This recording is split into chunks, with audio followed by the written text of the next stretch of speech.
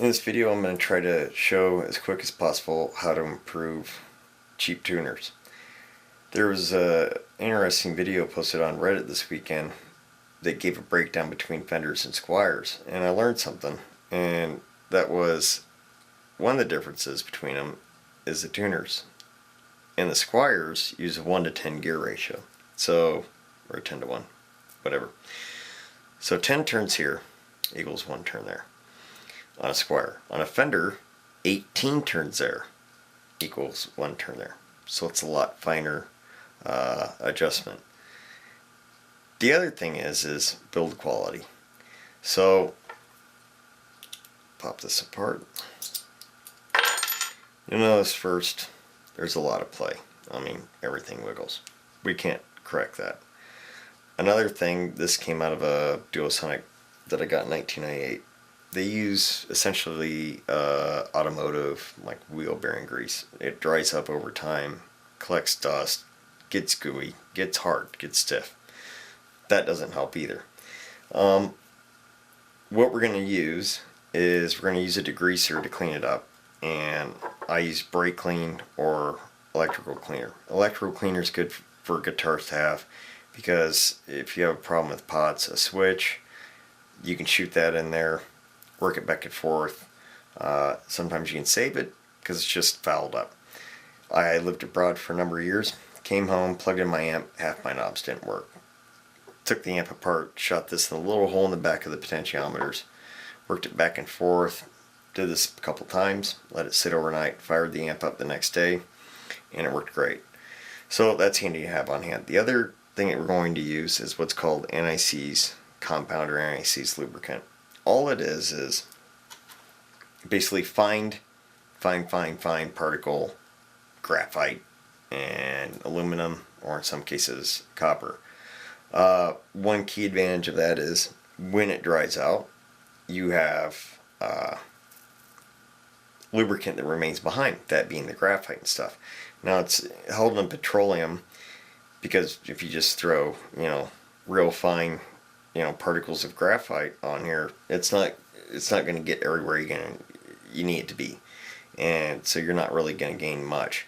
So this will coat it everywhere. Its main usage is on cars and things like head bolts, exhaust manifold bolts, something that is exposed to heat, corrosion. You go take it off 3 years later. You put this on it so that instead of having to lay on it with a breaker bar forever or just snapping the bolt, it spins off. For those of us that live in the Midwest or up north, where they use solid on roads, it's handy to have for your wheel lugs. I put it on mine. Corrosion will attack the metal compounds in that instead of the metal on the lug on the part of the car. I also use it on battery terminals. Not only it does increase in connectivity a little bit, the corrosion will attack that instead of the bolt that goes into your battery and the metal on the battery itself. You don't need to buy it in a jar like that. That's going to cost you quite a bit more money. You can get it in a little tube. I think it's usually blue, about that big. That would be enough to do several guitars. Actually, probably all the guitars that you have. You can get it at hardware stores, automotive stores, obviously. I think even Walmart might have it. Anyway, so get that, and we want to remove all the grease. Gloves are handy for two reasons. Number one being that brake and electric motor cleaner is pretty toxic. You don't want that on your skin. And the other thing is the anti-seize compound, well, you can scrub the petroleum off. Alright, we're ready to do this. Now, you can use other products to degrease it. Acetone, lacquer thinner, mineral spirits. Problem with that is if your keys, perloid, some type of plastic, it'll damage that. It'll screw that up, and that's not good for anybody. But on metal, it's fine.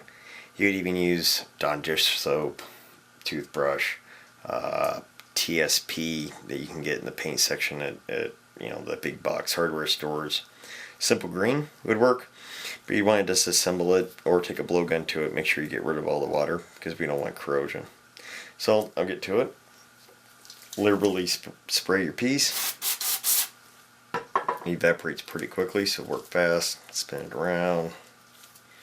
Q-tip, work it in there. Yeah, shoot some more in. You already see it brightening up.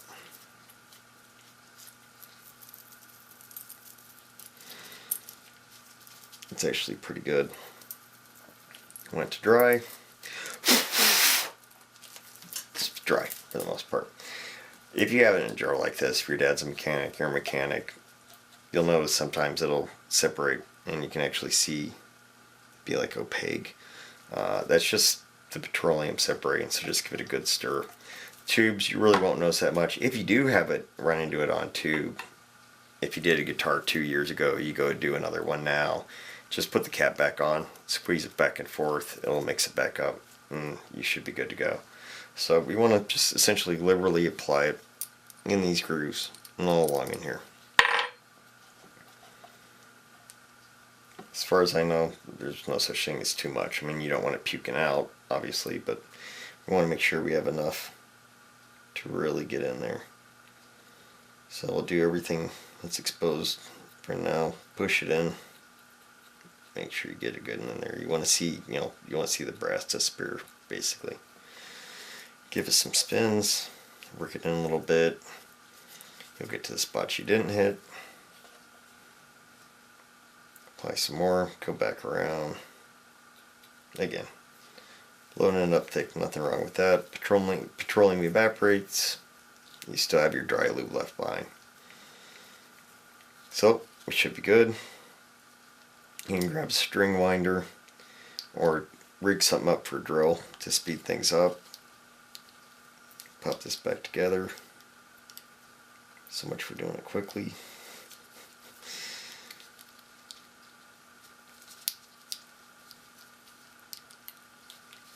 There we go.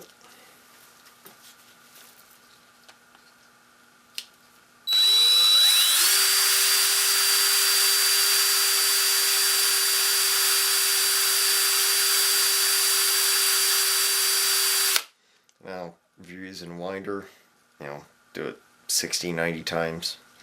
Do it the other way as well.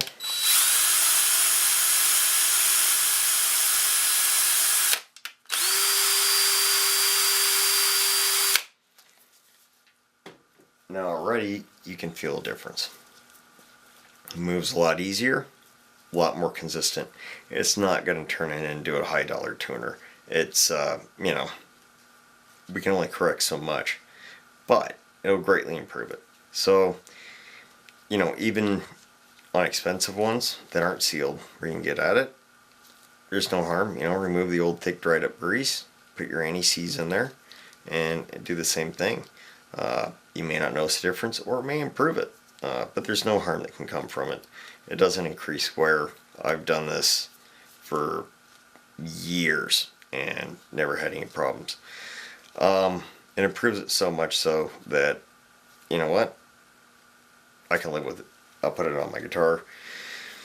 Instead of spending 60, 70, 80 bucks, $100 on new tuners, I can put that into pickups. I can put that into building a whole new guitar. I can put that into buying a guitar, amp, effects, pedals, that sort of thing. So you notice the difference already. When you really notice the difference is when you have a load on it. So once you put a string on it, once you start bringing it into tune, you'll notice, and you can even watch on your digital tuner, you'll see that it's a lot smoother, all your adjustments, So I hope this helps some people out.